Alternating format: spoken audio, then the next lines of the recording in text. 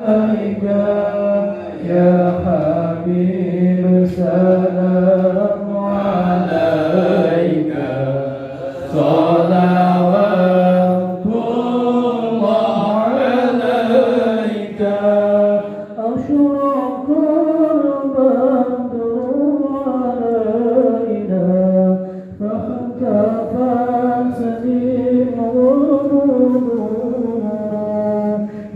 قلت يا وجه السرور الله يا نبي سلام عليك يا رسول سلام عليك يا حبيب سلام عليك.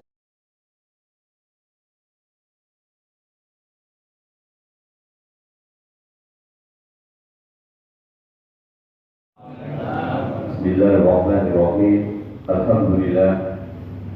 Wala haula wala quwwata illa billah. Allahumma sholli wa sallim ala sayyidina Muhammad.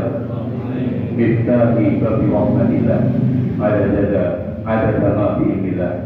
Salatan wa salaman daimaini bidawami mulkillah wa ala alihi wa sahbihi wa mawala. Amma ba'du.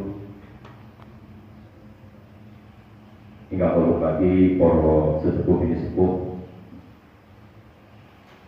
sedaya kang hadir wonten mriku majelis ngapunten niku kuatah para tokoh, para kiai, enten Gus Karim, Ketua MWD, Pak Khotib, Ketua Ranting, kemudian Bapak Askiran, enten dari tokoh Muhammadiyah, Bapak Haji Rudi, Bapak Haji Handoko, Bapak Haji Smatri, enten Pak Kasun, ngapunten Pak Sinten Pak? Pak Agus di Kabupaten Bro, ada Gus Karim, kita nama ini wonten Pak Kabupaten dereng kenal wonten nggih. Pak Agus ingkang sedaya mawon ingkang hadir wonten pada majelis, Mas Abi Muharram niki Ki Ustaz wonten nggih Kabupaten mawon. Sedaya tanpa mengurangi rasa hormat, puji syukur kehadiran Allah Subhanahu wa taala pada malam hari ini kita masih ditakdirkan yang pertama itu nikmat yang paling utama yaitu masih diberi kenikmatan iman dan Islam. Itu yang pertama. Yang kedua, kesempatan berkumpul dalam majelis ini. Tentu niat kita semua, kalau saya sendiri niatnya kuat banget ya. Niat itu bisa satu perbuatan niatnya bisa sampai terserah sesuai dengan pemahaman kita. Jadi yang pertama di sini kayak saya di sarang-sarang silaturahmi, kemudian belajar bersama, tolabul ilmi. Kemudian yang ketiga, niat yang ketiga di samping silaturahmi, tolabul ilmi, saya di sini juga salah satunya menjadi motivasi saya, yaitu menebar kebaikan. Mandala ala khairin, siapa yang menunjukkan kepada kebaikan, kebaikan itu ajak-ajak baik itu menunjukkan kebaikan. Falahu mislu ajri fa'ili, maka orang yang menunjukkan kebaikan tadi mendapatkan pahalanya persis seperti yang dikerjakan orang yang melakukan itu. Ini salah satu motivasi saya. Mudah-mudahan niat kita semua berkumpul dalam majelis ini mudah-mudahan dicatat sebagai amal soleh, mendapat ridho Allah, dan yang terpenting sesuai dengan tupoksi saya, mudah-mudahan nanti bermanfaat bagi diri kita, keluarga kita, masyarakat, khususnya masyarakat Beteng, umumnya masyarakat di Bemekar dan Kecamatan Semboro. Kemudian salam mudah-mudahan tetap terlimpahkan kepada junjungan kita baginda Rasulullah Muhammad SAW, yang semoga kita senantiasa mendapatkan syafaat dari beliau. Syafaat dari Rasulullah itu sebetulnya tidak hanya di akhirat saja. Di dunia ini ketika kita salam kepada Rasulullah, yakin Rasulullah langsung menjawab salam kita. Itu latihan meyakini. Jadi ada hadisnya juga. Ketika kita sholawat Allahumma sholli ala sayyidina Muhammad, itu Rasulullah langsung menjawab salam kita. Itu yang perlu kita yakini. Biar biar kita melakukan sesuatu itu tidak hanya bisa, tapi tidak merasakan kenikmatan, merasakan esensi dari yang kita ucapkan. Itu bacaan sholawat. Kemudian seterusnya yang ketiga, ini ngapunten, saya ini seragam dari Kemenang. Jadi saya di sini ada dua. Kebetulan 1 tahun yang lalu saya diangkat menjadi penyuluh agama Islam Kementerian Agama Republik Indonesia yang ditugaskan di Kaukas Boro. Dan kebetulan bidang saya itu adalah pengelolaan zakat. Jadi seharusnya di Ngapunten masih 1 tahun berjalan, baru hari ini bisa bertemu. Mudah-mudahan, tentu ini harapan kita bersama, mudah-mudahan dengan hadirnya pemerintah yang kita ketahui ini sesuai aturan-aturannya, maka zakat nanti bisa kita kelola dengan baik dan profesional. Perlu kami sampaikan di dalam ini mukadimahnya sebelum kita membacakan undang-undang, dan terus benar yang dikatakan Bapak Kasul tadi, Bapak Agus, niku bukan ngomong-ngomong apa istilahnya, bukan, itu bukan ngomong robot, itu ada faktanya. Tahun 2016-17 ada lembaga survei itu survei itu ilmiah, bisa dibuktikan potensi zakat di Indonesia itu tahun 2017 216 triliun potensinya. Yang tergarap berapa? Baru 1 triliun. Jadi kan bisa membayangkan. Jadi masyarakat Indonesia itu spirit filantropinya, spirit itu semangat filantropi itu berderma. Semangat berdermanya baik melalui infak, sedekah, zakat itu luar biasa semangatnya. Terutama di Indonesia, di sini kita bisa melihat orang selamatan itu semangat untuk berinfak, sedekah maupun berzakat. Kalau saya pribadi memang selama ini zakat biasanya misalkan kewajiban saya sebagai pedagang dalam 1 tahun omset toko saya itu saya hitung ada kurang lebih 2 tahun yang lalu ini 40 juta itu nisabnya 85 gram emas. Waktu itu emas masih berkisar harga antara 400.000. Berarti saya punya harta sekitar 40 juta, itu wajib saya zakati. Terus kemana zakat saya? Karena memang 2 tahun yang lalu itu belum ada amil. Saya zakat itu biasanya saya amplopi 20.000, ada yang 50.000, saya kasihkan. Kalau di sini mungkin ada saya pun ngapunten, mungkin sebagian orang menganggap kurang benar itu, saya kasih amplop 50.000. Itu saya nyari zakat saya. Terus kemudian ke tetangga saya yang miskin. Itu salah satu bentuk apa yang bisa saya lakukan. Karena memang belum ada amin atau memang belum paham bagaimana zakat itu bisa mensejahterakan. Memang benar tadi ya. Kemudian saya bacakan di sini, ketika kita melihat kondisi masyarakat semacam itu, tentu kita juga harus memperkokoh tujuan kita dalam istilahnya itu mensosialisasikan zakat. Rukun Islam itu jelas, kita semua tahu ada 5. Yang pertama syahadat, yang kedua sholat itu banyak yang ustaz yang ngajari. Yang ketiga zakat.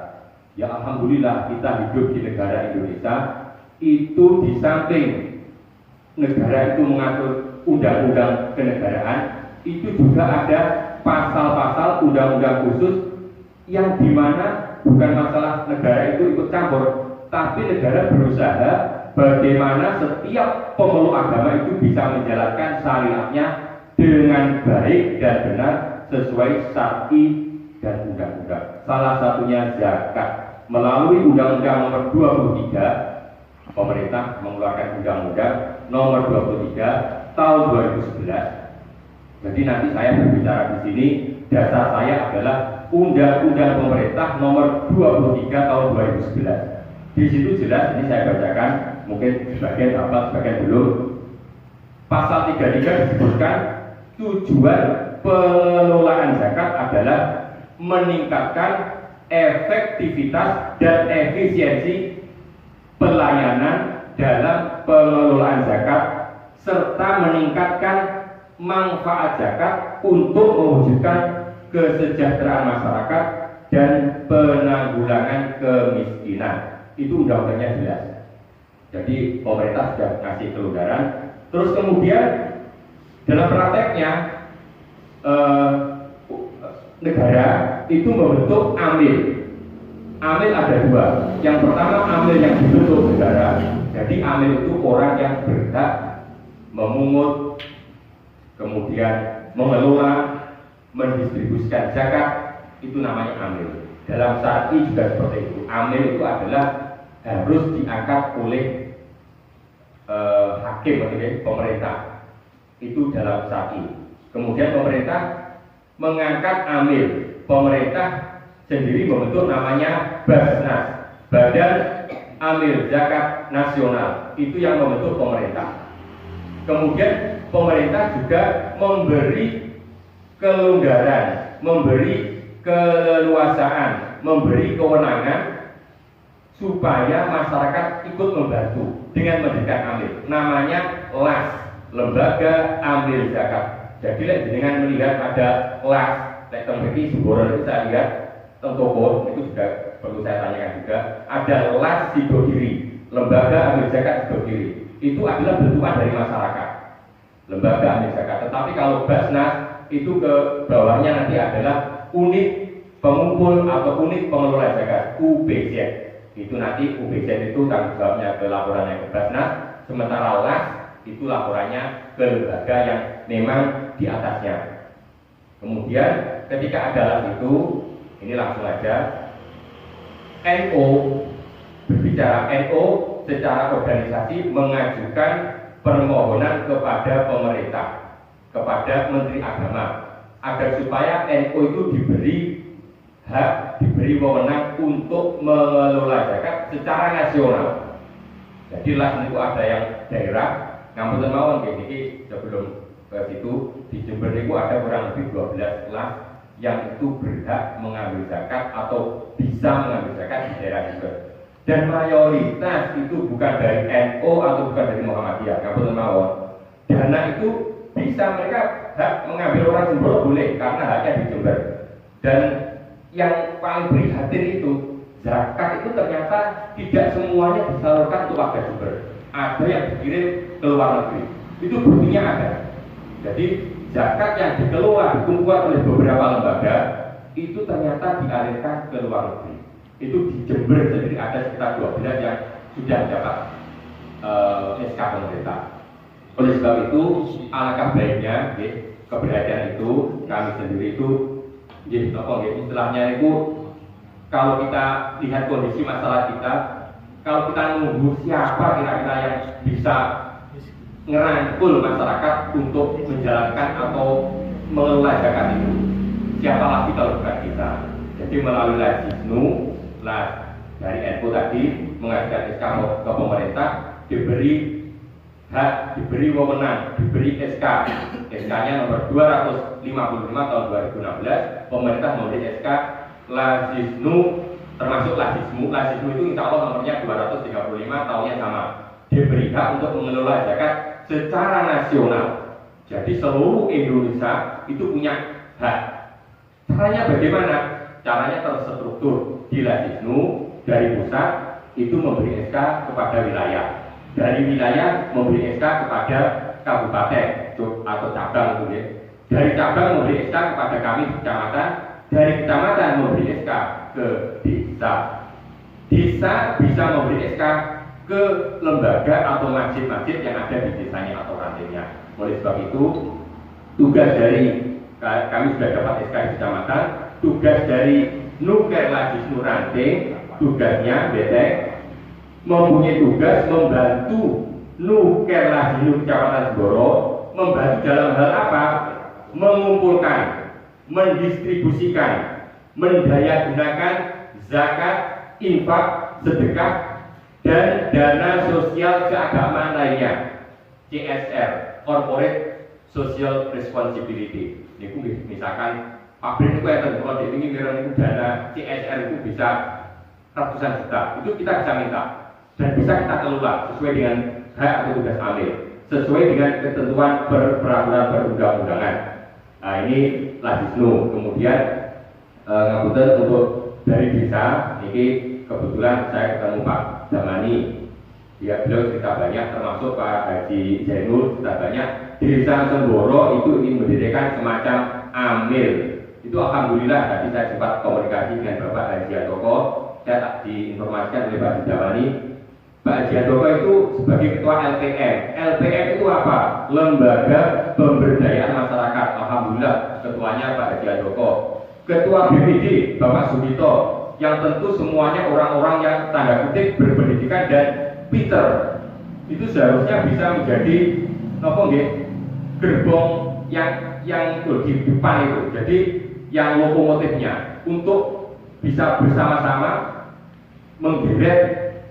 menggerakkan masyarakat supaya dana zakat itu bisa paling tidak sebagian besar zakatnya warga Sido Mekah ya disalurkan, diambil Sido Mekah dan dimanfaatkan ya kalau bisa semuanya minimal ya sebesar-besarnya untuk kemaslahatan warga desa Sido Mekah. Alhamdulillah nanti saya bantu UPZ desa Sido Mekah, insya Allah sebelum hari raya sudah terbentuk, buatan Pak Abdul ya, saya bentuk. Tugasnya kalau UPZ, wewenangnya kalau UPZ nanti tanggung jawabnya langsung tugas. Nah, jadi saya tugasnya hanya mengantarkan, saya minta pengurusnya 4 orang, nanti ada pelindung, kemudian ada ketua, sekretaris, bendahara, sudah cukup itu berbasis pemerintah desa Semboro.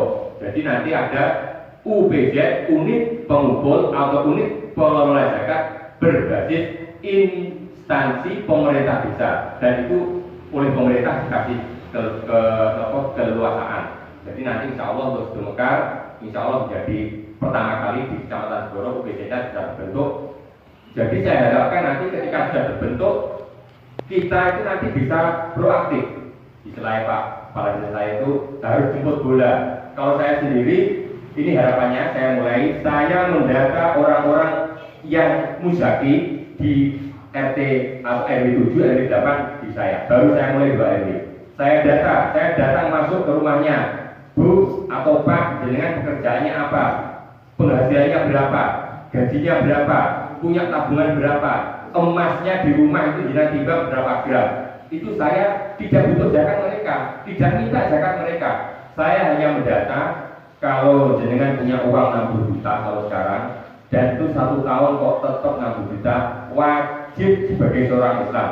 Itu sama kewajiban sama dengan sholat 5 waktu nggak bisa ditawar. Kalau misalkan waktunya sholat, selama orang itu masih sadar, kondisi apapun wajib sholat itu. Sama dengan zakat itu. Ketika punya uang, itu baru uangnya. Punya uang 60 juta ditabung di mana saja, ditabung atau di rumah, disimpan di dompet. Dalam 1 tahun uang itu kok tetap tidak berkurang. Wajib secara syar'i sebagai orang Islam mengeluarkan zakat sebesar 2,5%. Nilainya kurang lebih 1.260.000 dari 66 juta. Itu siapa yang bisa sosialisasi? Nanti terutama Amir punya wewenang dan itu sudah ada payung hukumnya. Jadi nanti harapannya untuk Mas Gira, niatnya kita bareng-bareng gitu ya, belajar zakat. Tentu orang kita itu semuanya ini trik mau, semuanya sudah insya Allah sudah untuk zakat itu diganti-ganti. Jadi kita tidak memaksa, tidak meminta. Kalau saya latihannya gitu, bila Wisnu, jangan sampai kita minta sedekah, minta infak, minta zakat ke seseorang. Kita istilahnya mengajak, karena motivasi saya yang tadi yang pertama kan mandala Allah khairin. Yang kedua motivasinya itu hadis Rasulullah itu bahwa tangan yang di atas itu lebih baik daripada tangan yang di bawah. Kita rubah mindset masyarakat kita. Saya sendiri kadang itu kalau ada orang ngasih, dan itu kadang bukan hak kita aja, saya sendiri itu masih senang menerima, masih mengharapkan. Itu mayoritas orang kita itu orang sudah punya, ada kok gratisan, itu masih harap masih dini tangannya. Itu harus kita rubah. Kita itu jangan suka menerima, tapi sukalah memberi. Esensi zakat itu zaman Rasulullah diwajibkan. Itu intinya, esensinya itu adalah hakikatnya zakat itu bagaimana kita berbagi kelebihan yang sudah diberikan Allah kepada kita kepada orang lain. Itu esensinya, berbagi kelebihan. Jangan baca di kitab. Kelebihan itu apa? Kelebihan itu ternyata kalau dalam beberapa kitab itu, ketika orang hari ini beras 1 kilo itu sudah bisa lebih makan, kok masih ada sisa 2 kilo, itu termasuk kelebihan yang 1 kilo. Jadi hari ini siap, itu sudah termasuk kelebihan. Jadi esensinya zakat itu sebetulnya tidak harus menunggu sampai 1 nisab untuk zakat mal. Ketika kita berlebih, diberi kelebihan oleh Allah, kita sebetulnya secara hakikat sudah wajib memberikan kelebihan itu kepada orang lain. Itu esensi dari zakat. Itu masalah zakat. Kemudian kedepannya ini mungkin beberapa saat lagi, pemerintah itu dalam undang-undang secara implisit itu tersirat ya. Niku memang untuk mengentas kemiskinan itu bagaimana amil itu bisa mendayagunakan zakat atau infak atau sedekah yang dikumpulkan. Jadi nanti tugas Mas Dira tidak hanya zakat saja. Kalau memang saya yang prioritas di zakat, kalau infak sedekah saya yakin orang kita itu memang budayanya seperti itu. Zakat sedekah itu sangat mudah budayanya. Itu saya yakin seperti itu. Nah, untuk zakat nanti kita bisa kelola dengan baik, kita bisa masuk silaturahmi ke terutama menang jenengan di Beteng itu silaturahmi orang-orang yang sekiranya jenengan itu secara dohir kok duitnya oke, masuk aja. Niatnya kita tidak minta zakat, niatnya jelas kita belajar mensosialisasikan ini loh kewajiban kita sebagai orang Islam, menjalankan rukun Islam yang nomor 3, zakat ketika sudah mencapai satu nisabnya. Nanti nisabnya ada ya. Misalkan emas itu 85 gram. Kalau zakat panen itu kalau saya pakai memang undang-undang ya. Pokoknya nanam apapun, kalau itu tanah kita, milik kita, baik itu tanaman sing tahunan atau bulanan, ketika panen kok mencapai satu nisab itu 526 kilo beras, itu nisabnya. Itu wajib mengeluarkan zakat 5% ketika airnya kita beli. Ketika airnya tidak beli 10%. Jadi apapun tanamannya, nanam sukses kalau dapatnya 100 juta wajib zakat minimal 5%. Itu dalam undang-undangnya seperti itu. Jadi kita langsung intinya kita yang penting mensosialisasikan dengan sudah wajib itu aja. Masalah nanti bisa disalurkan lewat ada lazisnu. Kemudian kalau lazismu nanti SK-nya memang benar-benar sudah legal, sudah kan tadi, itu kita bisa lewat lazismu UPZ desa, insya Allah nanti saya bantu. Jadi mungkin hari Selasa nanti, kalau besok masih ada acara saya hari Selasa, kalau saya ke kantor desa, saya minta niku pengurusnya nanti saya bawa ke Kemenak, insya Allah dalam 1 minggu bisa turun SK-nya, juga termasuk UPZ desa, kita bersama-sama bagaimana mengelola zakat, mendayagunakan potensi zakat di desa Sedemekar. Insya Allah kalau saya aja pegawai negeri itu kalau gajinya kurang lebih kalau sekarang per bulan 5 juta, 2 orang 10 juta, itu per tahunnya minimal 3 juta wajib. Itu pegawai negeri. Jadi belum petani dan lainnya. Itu insya Allah semuanya kita nanti bisa kompak. Jadi ketika dana itu dalam undang-undang kan mendayagunakan dari yang semula konsumtif yang langsung habis, yang cepat habis, kita di zakat biasanya uang, zakat fitrah beras kita salurkan lagi.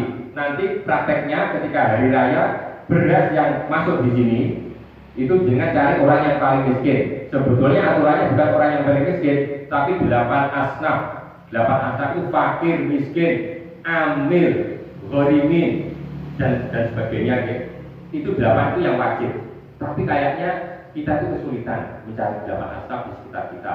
Nanti prakteknya ketika semuanya sudah tersalurkan beras yang sisa itu bisa disimpan oleh amil. Disimpan oleh amil untuk apa? Dari konsumtif menjadi produktif. Jadi yang langsung habis itu tadi produktif itu saya tadi sudah matur ke Pak Jian Koko, ke Pak Haji Rudi. Salah satu contoh, misalkan kita ada dana zakat itu senilai 10 juta. Ada orang yang miskin di sini, kita jangan kasih uang, jangan kasih beras, belikan sapi, belikan kambing, kita pinjami itu, bukan kita berikan. Sementara gitu dulu, ya dilihat asetnya nanti. Kita pinjami, silakan kambing ini kalau misalnya kambing, biar dikelola, biar dirawat. Nanti misalkan sudah punya keturunan, kita ambil hidupnya, keturunannya silakan ambil, kita tidak minta apapun, karena itu dana zakat. Itu namanya dari konsumtif menjadi produktif, dan itu sudah ada undang-undangnya. Jadi tidak perlu takut. Ada orang miskin, kemudian kok kalau kemarin Mas Jiran surat ke saya, itu masih kuat, difasilitasi, diberikan gerobak, dikasih modal pisang, jualan pisang goreng, kita kawal itu nanti lewat dana infak, sedekah, zakat yang semula konsumtif jadi produktif. Aturannya sudah jelas.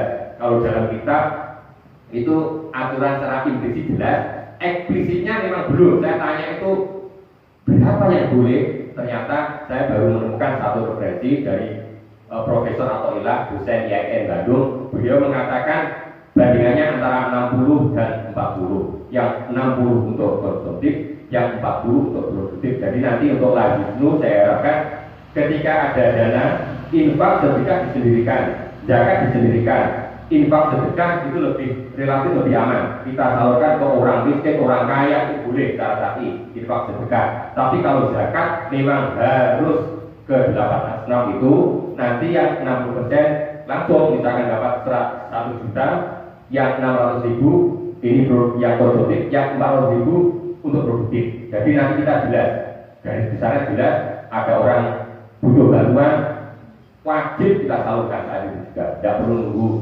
sehari 2 hari, 1 jam pokoknya di dana.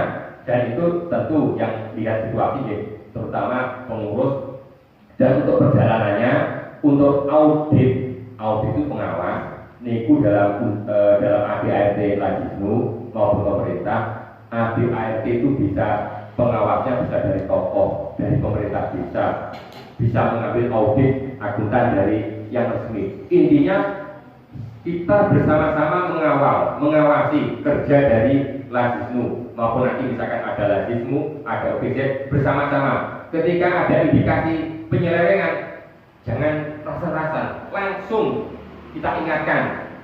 Tabayun itu memang tugas dari masyarakat. Biar kedepannya apa yang jelas, Lajisnu lembaga itu nanti ketika mendapatkan trust, kepercayaan dari masyarakat, insya Allah kedepannya itu nanti trust, jadi trust kepercayaan. Caranya bagaimana? Ada keterbukaan, kejelasan manajemennya, keuangannya. Nanti insya Allah itu tetap laporannya per 6 bulan sekali, ini laporannya harus jelas, uangnya dari mana, setiap pemasukan apapun itu bentuknya harus ada kwitansi resminya yang distemper oleh Lajisnu. Setiap pemasukan, kalau pengeluaran nanti kalau saya sudah salurkan di Semboro, setiap saya ngasih sembako, jika ada tim saya, mas sekretaris itu Pak Afif Robitul Azmi, bendaranya ini di saya. Setiap saya menyalurkan, itu yang mengusulkan siapa? Biasanya tokoh-tokoh. Mas itu perlu bantuan, saya siapkan. Itu dari infak sedekah, alhamdulillah sudah bandungannya sudah berjalan, walaupun terus bersosialisasi ke masyarakat. Kemudian orang itu 2 orang di RT saya, RT 3 dapat 2 orang. Saya langsung menghubungi ketua RT sama Pak RW. Ketika pembagian saya ajak. Itu memang tanggung jawab saya. Jadi bukan masalah pamer. Yang jelas itu tadi, kebaikan itu harus kita siarkan. Mandala ala khairin. Ini loh, ini sesuatu yang baik. Itu biar orang itu mudah-mudahan dengan semangat kita orang itu terbuka. Itu salah satu motivasinya. Jadi selalu saya dokumenkan, saya ngasih. Nah, ini orangnya kebetulan yang kemarin itu 2 orang, semuanya 3 orang, semuanya ada labelnya lansia di situ ya. Apa label desa itu label stiker itu loh. Jadi semuanya memang itu lansia yang dibantu oleh desa. Jadi secara berbeda itu tepat sasaran gitu ya. Jadi saya mohon nanti semuanya saling perjalanan Lajisnu itu di pertama itu artinya, kedua saling mengawasi kalau ada indikasi kok kita Jakarta mengumpulin Jakarta kok tidak tahu bisa alurnya, itu perlu ditanyakan nanti ya. Jadi ngotot Mas Jiran ya. Jadi seperti itu kurang lebihnya. Sekali lagi mudah-mudahan untuk yang bersugi sama Bapak insya Allah nanti berproses. Sementara itu berproses, nanti insya Allah UBJ bisa sudah terbentuk. Nanti sampaikan dengan Pak Kepala Desa, Pak Haji itu, Pak Haji Zainul. Jadi insya Allah hari Selasa nanti insya Allah saya jadwalkan sebagai petugas dari KUA masuk ke Desa Sumekar dalam rangka mengawal untuk agar UBJ bisa terbentuk. Harapannya ketika sudah terbentuk, tentu kita ini semuanya ini adalah ikhtiar kita untuk berjuang. Lazisnu adalah lembaga nirlaba, tidak ada niat atau memang tidak boleh mencari keuntungan. Nirlaba itu sudah jelas di ayatnya. Lazisnu adalah lembaga nirlaba. Jadi kunci utamanya adalah berjuang untuk kemaslahatan umat sesuai dengan motonya. Sekarang ini Lazisnu lagi menggerakkan gerakan NU berzakat menuju kemandirian umat. Mudah-mudahan bermanfaat untuk kita semua. Di sebelah akhiri, wallahu a'lam bishawab. Assalamualaikum warahmatullahi wabarakatuh.